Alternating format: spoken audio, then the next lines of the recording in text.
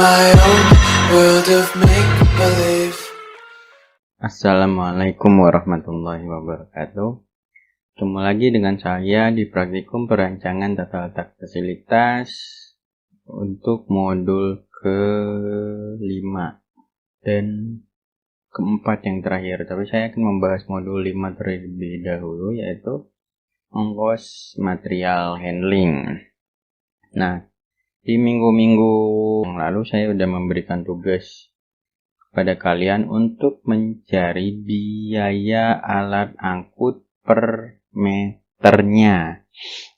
Nah, itu terserah kalian, mau kalian cari yang udah jadi kalau ada, atau kalian mau menghitung sendiri berapa biaya per meternya. Nah, nanti dia tuh untuk ini, untuk di sini, misalnya kayak gini, forklift biayanya 182. Nah, nanti misalnya kalian dapat nih di internet biaya per meternya rata-rata berapa, misalnya 200 misalnya. Nah, nanti dicantumin kalian di screenshot, kalian dapatnya dari mana, nanti dikasih tahu. Pokoknya di screenshot, terus sumber webnya apa, ya. Nah, kalau kalian menghitung sendiri biaya per meternya, itu juga dicantumin di sebelah atau nanti di perhitungan OMH-nya. Gimana cara ngitungnya? Seperti ini. Nah, ini dia juga ngitung sendiri. Ini ada perhitungannya di sini. Nanti kalian juga kayak gitu. Pokoknya dapatnya dari mana, cantumin. Atau kalian bikin perhitungan sendiri, ya cantumin juga. Pabrik yang dibikin ini kan dari awal udah saya bilang itu adalah pabrik by produk. Atau layoutnya by produk. Nah, by produk itu dia terdiri dari beberapa jenis mesin yang berbeda. Nah, ini kalau by proses, kalian juga bisa nyari di internet by proses kayak gimana, by produk kayak gimana. Nah, kalau by proses itu setiap departemen itu terdiri dari beberapa mesin yang identik atau yang sama. Misalnya di sini bending semua. Nah, ini namanya adalah departemen bending. Nah, terus misalnya di sini ada lagi namanya assembling 1 misalnya.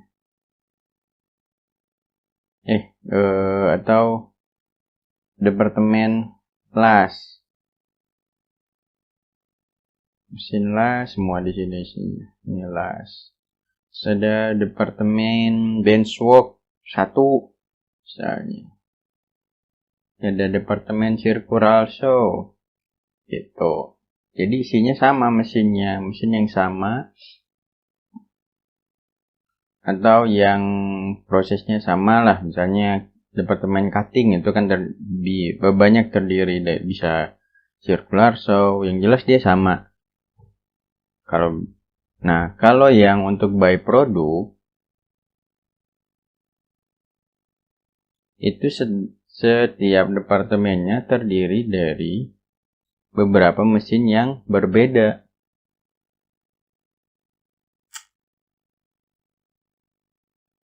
Misalnya ini departemen 100.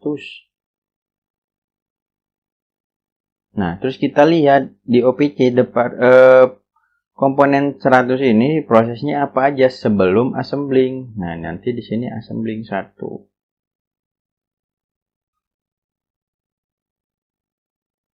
Ini assembling 2.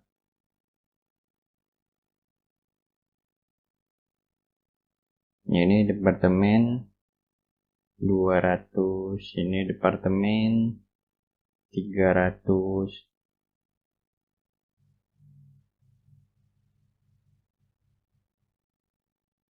Nah, misalnya ini terdiri dari cutting, drilling, stamping, terus masuk ke assembling.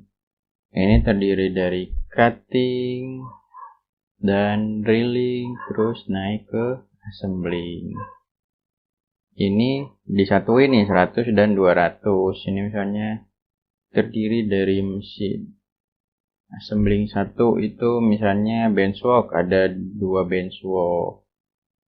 Terus 300 misalnya terdiri dari drilling dan bending misalnya. Ini naik ke sini. Ini by produk. Inilah layout kita nanti. Ini by proses. Ya. Oke, berarti mudah-mudahan sudah paham. Nah, di sini kita juga akan menghitung biaya yang tadi ini, pengirimannya. Ya, misalnya dari receiving, gudang produk, gudang bahan baku, GBB, bahan baku. Nah, ini GBB ini misalnya bawa besi panjang ke sini. Terus di sini cuman komponen 100 aja kah yang dibawa? Enggak dong. Semua yang ada di gudang yang dibutuhkan di sini, termasuk tooling atau bahan tambahannya. Misalnya ada lagi, ini tadi apa sih, mesin cutting ya. Cutting kan butuh mesin, ini circular saw ya. Circular saw kan butuh mata pisaunya kan. Ini juga dibawa mata pisaunya ke situ. Terus ini drilling misalnya. Drilling butuh mata bornya. Ini juga diambil dari situ. Terus ini apa? Tadi bending misalnya. Bending dia bending itu pakai dice. Jadi nggak perlu diganti-ganti, soalnya dice-nya itu lama sih habisnya. Bisa berbulan-bulan atau sampai setahunan baru berubah sedikit bentuknya. Gitu.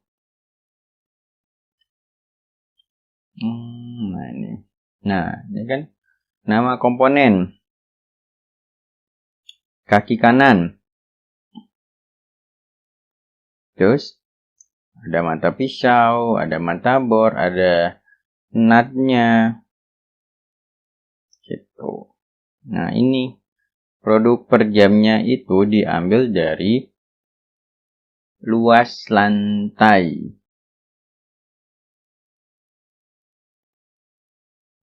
Luas lantainya yang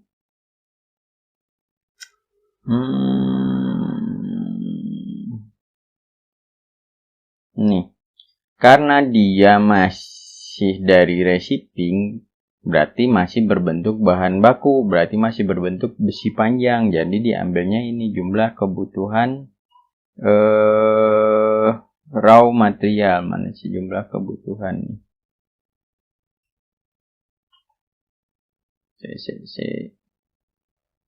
Pokoknya diambilnya dari jumlah kebutuhan yang raw material. Kalau ini kan potongan nih, produk per jam ini potongan yang udah jadi komponen. Nah, masalahnya kan sekarang kita dibawa dari gudang bahan baku, berarti bawa raw material sebelum dipotong-potong, ya kan?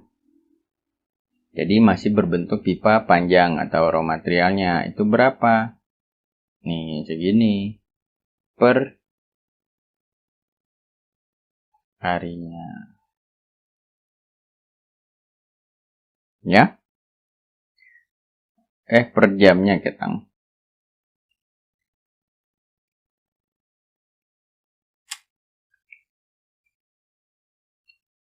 Oke, sekarang berapa batang dia per jam? Misalnya 11. Berat bentuknya berapa? Cari berat bentuk besi meureun eta bahan bakunya. Kalau murni besi ya, kalau udah campur-campuran ya silahkan dicari. Nah, berat totalnya berapa? Satu batang itu misalnya 8,8. Masih masuk akal enggak? Masih masuk akal lah, 8 sampai 10-an atau 12-an kilo mungkin. Terus alat angkut Nah, karena dia panjangnya kan 6 meter, terus dia ada 11, nggak mungkin dong kita make orang atau operator suruh bawa sendiri. Dan nggak mungkin juga misalnya make hand lift atau make apa lagi, troli, nggak mungkin. Jadi make forklift, soalnya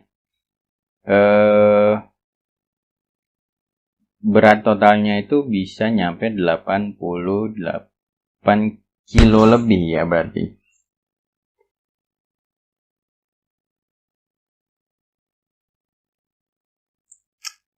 Ini saya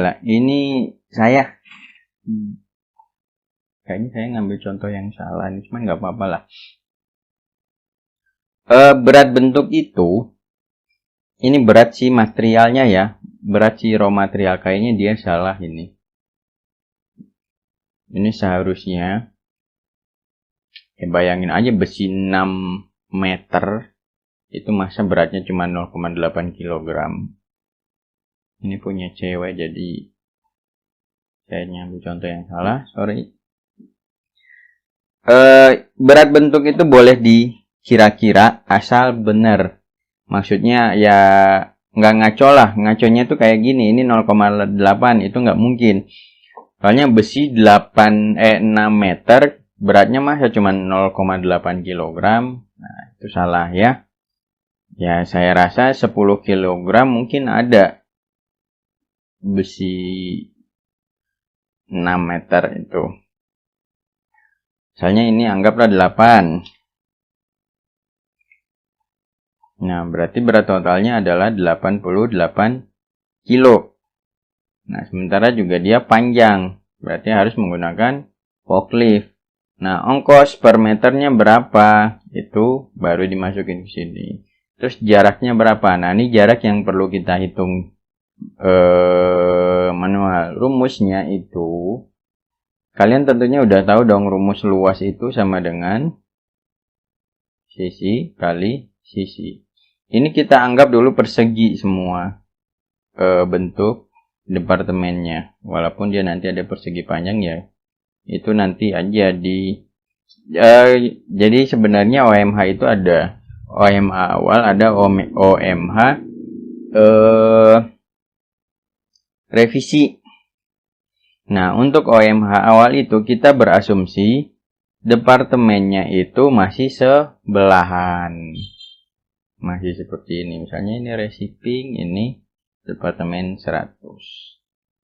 Nah, kalau yang udah revisi baru udah ke real penyusunannya. Misalnya ini layout. Nah, di sini misalnya gudang, di sini 100 gitu. Kalau di sini kita masih berasumsinya ini masih sebelahan. Ini ke sini itu masih sebelahan, ini sini sebelahan, ini sini sebelahan. Ini ke sini sebelahan. Dari ke-nya itu pokoknya semuanya masih sebelahan untuk yang awal. Nah, kita kembali lagi ini. Rumus luas itu adalah sisi kali sisi. Nah, sementara kita ada perhitungan luasnya. Cuman, yang kita butuhkan adalah sisinya. Nih, perhitungan luasnya kan kita adanya di luas lantai kan. Nih. Nah, kita misalnya udah dapet luasnya, kita mau mencari sisi, berarti tinggal diakarin aja kan. Misalnya di sini akar 16 berapa? 4. Nah, ini baru sisinya aja, misalnya ini 4 dan di sini 4. Nah, kita asumsi lagi ini itu ini 4.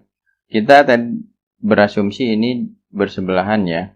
Nah, kita berasumsi lagi, kita mulai itu nggak dari ujung sini, kita dari tengah mulai membawanya. Berarti rumusnya adalah setengah akar dikali, misalnya ini A, ini departemen A, terus setengah akar departemen B. Dan departemen B. Rumusnya itu ya, setengah akar departemen dikali setengah akar ditambah bukan dikali, ditambah setengah akar departemen yang sebelahnya yang kita tuju. Nah, nanti beda lagi kalau direvisi kita misalnya udah seperti ini. Nah, berarti ini rumusnya ada 3 kan. Setengah akar ini ditambah dengan 1. Misalnya kita mengantar dari sini ke sini. 1 kali sisinya, ini setengah lagi karena dia ke tengah. Kalau ini kan dia menjalan full nih. Kalau yang di tengah dia jalan full. Misalnya dari A ke C misalnya. Yang ujung di ujung sama ujungnya itu setengah. Kalau yang dilewatinya itu dikalikan 1. Jadi seperti itu ya rumusnya. Setengah akar departemen ditambah setengah akar departemen. Jadi setengah akar departemen dari ditambah dengan setengah akar departemen ke-nya. Oke, itu untuk jarak. Nah, terus ini subtotal ongkos itu tinggal dikalikan aja. Jarak harga per meter dikalikan dengan jarak. Nah, ini untuk yang bahan kecil-kecilnya. Nah, kalau yang barang kecil-kecil ini pasti dibawa dengan bisa menggunakan troli, bisa menggunakan operator langsung. Kalau dia kecil, cuman sedikit atau cuman 1 macam atau 2 macam sih nggak perlu pakai troli ya. Pakai operator aja udah cukup. Ongkosnya berapa, jaraknya berapa. Nah, nanti dijumlahin ini. Dari receiving ke departemen 100 sekian jumlahnya. Ini ngelihat dari ke ini tuh lihatnya dari MPPC aja biar gampang. Receiving, ini kan dari ke-nya circular saw. Receiving ke 200 ada nggak? Ada. Receiving ke 300 ada, 400. Pokoknya dari receiving kayaknya ada semua ke departemennya. Dari receiving 100, 200, 300, 400, 500. Begitu juga dengan sub assembling, kan dia kan harus nganterin misalnya kalau sub assembling misalnya kayak peralatannya, misalnya dia pakai ngelas nih, kan harus nganterin elektrodanya. Misalnya mesinnya benchwork ada perakitan, ada pakai mur baut gitu kan, dia juga harus nganterin mur bautnya. Ini elektroda, sandpaper, paint, thinner. Ya, pokoknya semuanya lah. Ya. Nah, terus setelah dari ke yang dari receiving, berarti kita darinya mengambil yang dari 100. Nih. Dari 100 ke assembling 1 bawa apa aja? Yang jelas dia bawa komponen yang kaki kanan. Dari 200 ke ke assembling 1 dia bawa yang diproduksi di 200. 300 ke sub assembling bawa apa? Kita ngelihatnya dari MPPC aja gampang. Ini kan ini departemen 100 nih, isinya ada 3 mesin berarti. Ya. Receiving ke 100 ada 3 mesin di departemen 100. Nah, berarti dari departemen 100 ke assembling 1 nih. Di assembling 1 ini ada 100 dan 200 yang digabungin. Berarti dari 200 juga dibawa ke assembling 1 nih.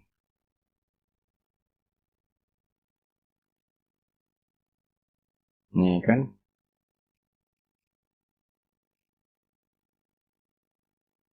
Nih. Assembling 1 itu ada 100 dan 200. Assembling 2 ada hasil yang assembling 1 dengan hasil dari sub assembling 2. Gitu aja sih. Gak terlalu susah.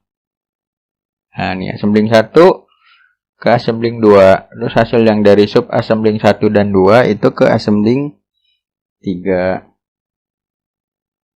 Harusnya ini assembling 2 ya. Coba kita lihat MPPC-nya. Sub assembling 1 dan 2 itu di assembling 2 kan.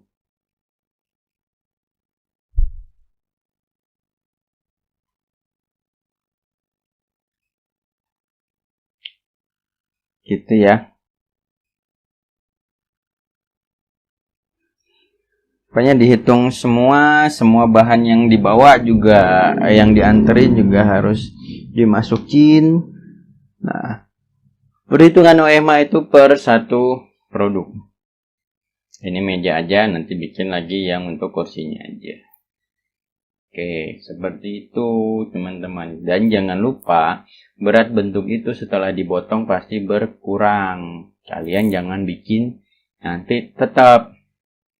Soalnya banyak salahnya juga di sana. Misalnya ini udah 0,8 ini udah 8, setelah dipotong-potong 10 misalnya, berarti masing-masing beratnya sekitar 0,75 sampai 0,8 ya. Kenapa 0,75? Karena ada scrap yang terbuang. Misalnya 0,78 lah taruh. Berarti di sini beratnya 0,78 yang udah dipotong gitu. Kalau ini kan masih berat raw material. Oke, gitu ya. Mudah-mudahan gak ada yang ditanyain. Mudah-mudahan saya udah jelas menjelaskannya. Kayaknya udah. Sampai terakhir ke shipping. Terus nanti ditotalin berapa totalnya. Kayaknya ini salah. Oke. Nah, sekarang kita masuk ke luas lantai kantor. Modul 4 ya. Modul 4.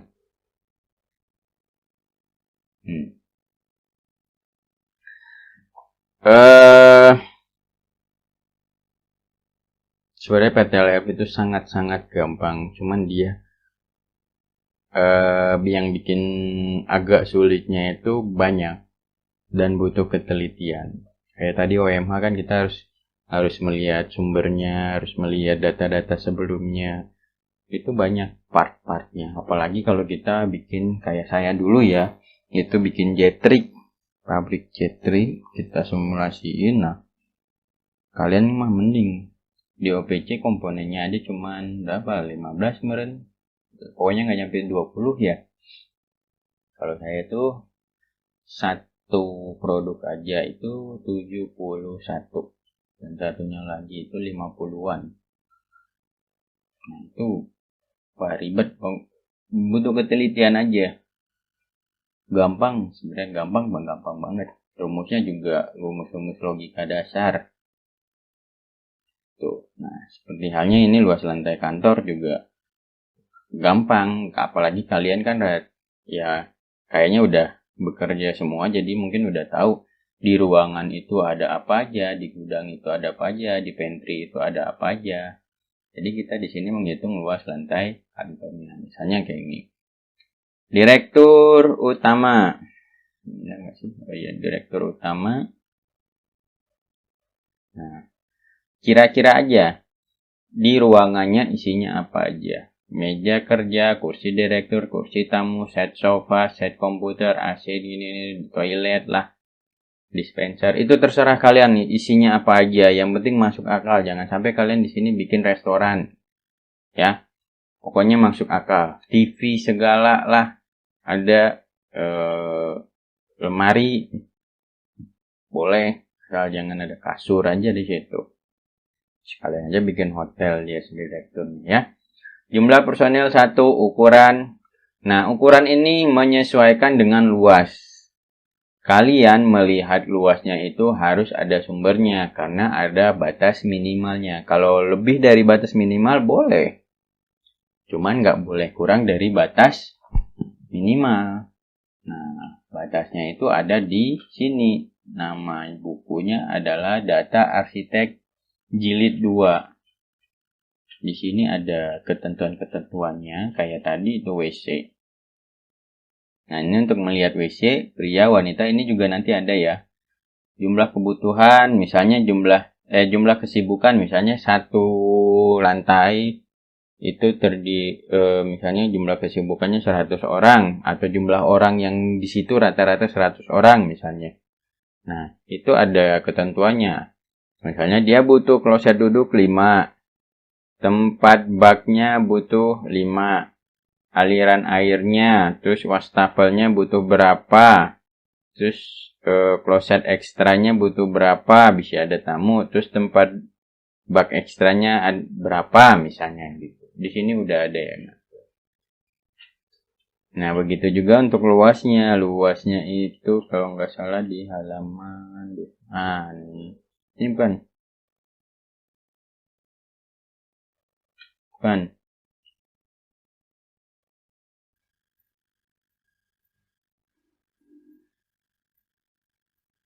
Nah, ini. Coba di buku tadi ada, cuman saya lupa di halaman berapa. Ini standar Amerikanya. Jadi boleh lebih dari ini, tapi tidak boleh kurang. Misalnya kayak gini. Direktur. Oh, 2 wakil direktur, tambah 1 lagi wakil direktur. Kayaknya seperti itu. Ini untuk 2 wakil direktur, ditambah lagi 1 wakil direktur mungkin ya. Kalau ini berarti untuk 3 wakil direktur. Nah, cuman begini aja lah. Direktur itu kita pakai yang atas saja, yang wakil direktur dan ini nih nggak usah lah. Direktur itu 13,4 meter persegi minimal. Nah, sementara di sini luas personilnya 27. Gitu. Ya. 6 kali 4,5 udah. Oh gitu. Udah gede nih. Toleransi 200%. Nah, toleransi ini gunanya nanti untuk lorong yang menuju ke sini. Jangan sampai kita bikin pas-pasan, nanti ujuk-ujuk nggak ada lorong, ruangan hungkul. Mau ke ruang direkturnya gimana? Jadi, makanya kita tambahin toleransi 200%. Itu untuk lorongnya. Kenapa terlalu besar, Mbak? Ya, ngatur itu teh susah, bos. Makanya dibikin 200%. Nah, terus sekretaris. Sekretaris itu kita anggap dia sama dengan kepala. Oh, enggak, di sini sekretaris lebih kecil. Oke, ini sekretaris 6,7. Berarti 2 kali 3 cukup. 3 kali 2 kali 3 6. 2,5 kali 3 cukup lah. Terus pembinaan bagian 9 kali 3 berarti sekitar 4 kali 3 udah lumayan ya, 12. Kayak gitu, ini ada standar-standarnya di buku Data Arsitek Jilid 2. Nanti saya ini aja, saya lampirin di. Oke, kita lanjut. General Manager, pokoknya semua yang ada di struktur organisasi dimasukin ya. Nah, staffnya, misalnya staff development, itu ada 2, misalnya 2 orang ya, tinggal dibikin 2, setiap orangnya meja kerjanya, satu ruangannya meja kerja 2 kursi, karena dia 2 orang. Kalau 3 orang ya bikin aja 3. Ini untuk luas satuannya 6,25. Berarti kalau 2, 12,5 gitu aja. Nah, terus ini untuk yang ada di dalam struktur organisasi. Sekarang untuk ruang fasilitas kantor.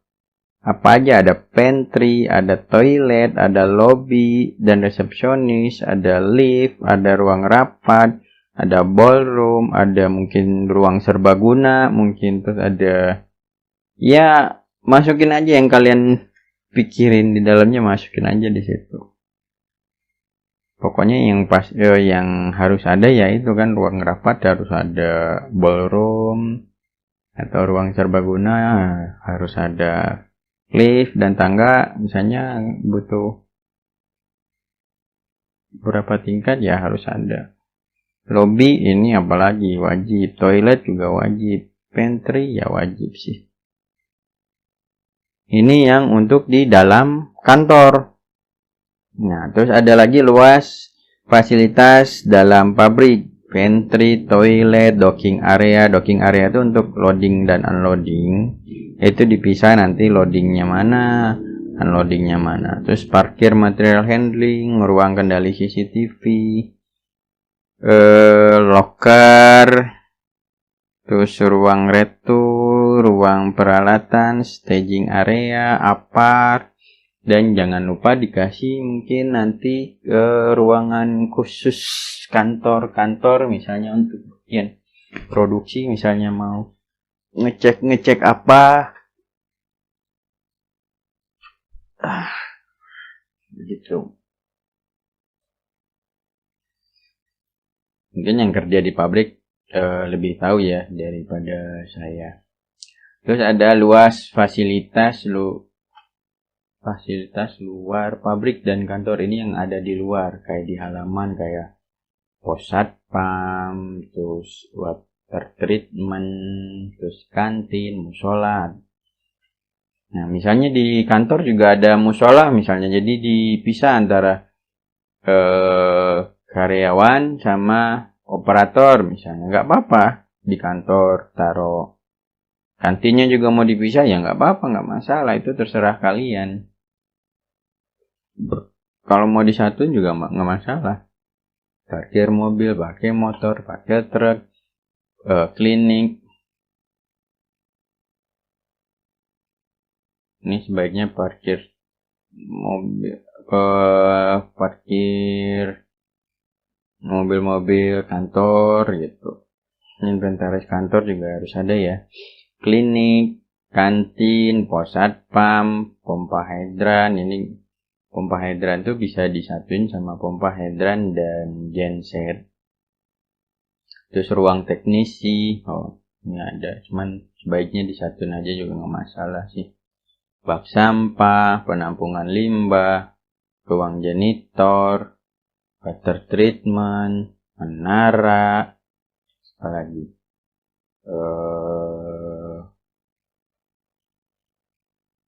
banyak kayaknya ya.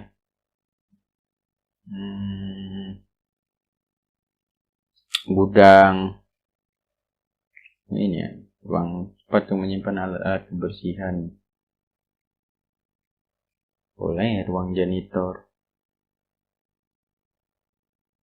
Cuman isinya banyak kalau kayaknya ya, selang, ember, mesin pemotong rumput, ya. Soalnya kan kita kan ada 30% luasnya itu untuk penghijauan atau taman. Yang pasti harus ada mesin pemotong rumputnya, ya peralatan tamannya lah. Jadi nanti ini dibanyakin. Water treatment sebagai tempat penampungan air, bukan penampungan air aja ya, sebagai tempat pengolahan air atau limbah bisa juga di situ. Oke, gitu. Ya, jadi ada luar pabrik dan kantor, dalam pabrik atau fasilitas kantor, sama ini kantornya, luas lantai kantornya. Nah, untuk parkir mobil juga ada di sini. Kalian cari aja. Untuk WC juga ada ketentuannya di sini. Ini parkir, tempat parkir 105. Nih, tempat parkir. Yang model-modelnya, terus ukuran-ukurannya juga nanti. Ini truk, panjangnya berapa. Nah, nanti parkir truk, kalian jangan lupa ya, bahan material kita itu 6 meter. Jangan sampai nanti kalian bikin truknya cuman yang 4 meteran. Ya. Gitu. Pokoknya nanti cari-cari aja lah. Kalau nggak salah ada ukuran-ukurannya truk, mobil pemadam. Enggak namanya ya. Oke. Gitu aja. Nanti kalian bisa lihat-lihat di sini. Untuk standar-standar ukurannya ya, harus pakai standar ukuran. Oke, gitu aja. Mudah-mudahan nggak ada pertanyaan. Kalaupun ada, silakan bertanya melalui grup WhatsApp. Mudah-mudahan kalian paham ya. Jadi mah gampang. Oke, sekian untuk materi modul 4 dan 5 ini. Terima kasih. Assalamualaikum warahmatullahi wabarakatuh. I live inside my own world of make-believe.